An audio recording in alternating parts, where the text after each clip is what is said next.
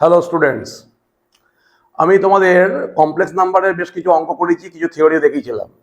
এবার কমপ্লেক্স নাম্বারের উপরও একটা অঙ্ক দেব, যেটা অনেকেই ধারণা জানো না, যে 1 টু দি পাওয়ার এক্স যদি কোনো নাম্বার এক্স এর value, find the value of x when 1 two the power x equal to 5, 7, 2 যা ইচ্ছা দিতে পারে। তাহলে এক্স এর ভ্যালু কত যদি এটা হয়, ফাইন্ড এক্স।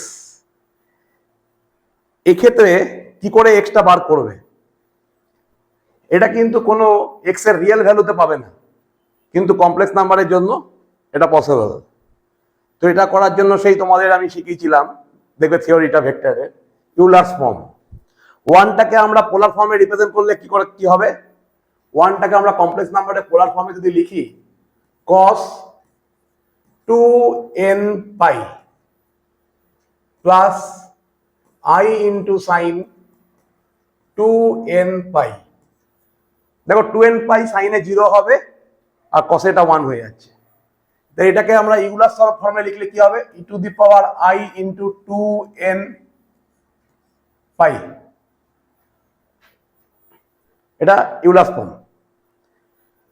তাহলে যদি আমরা এখানে বসাই 1 এর জায়গায়, therefore e to the power i into 2n pi equal to 2n pi whole to the power x, এটা 1 এর জায়গায় লিখলাম 5।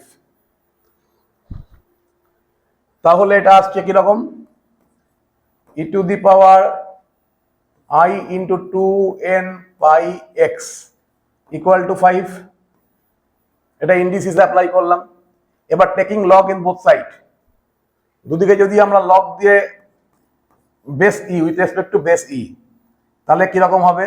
Log e to the power i into 2n pi x base e equal to log 5 base e. দেখো বুঝতে পারছো কিনা? এরকম টাইপের অঙ্ক কিন্তু আমি আরো দু একটা করিয়েছি।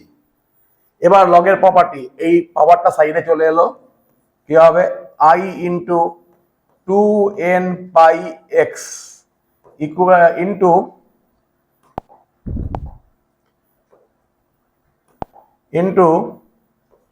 লগ ই বেস ই, এটা তো 1 হয়ে যাবে, equal to log 5 base E.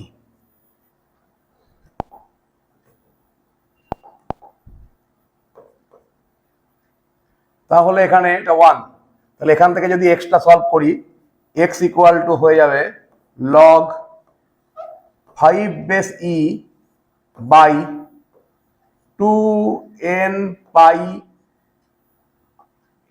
I. এবার ওপর নিচে যদি নিউমারেটর ডিনোমিনেটরকে আই দিয়ে ইনটু করি, নিচেটা আই স্কোয়ার হয়ে যাবে। তাহলে এটা মাইনাস আই ইন্টু লগ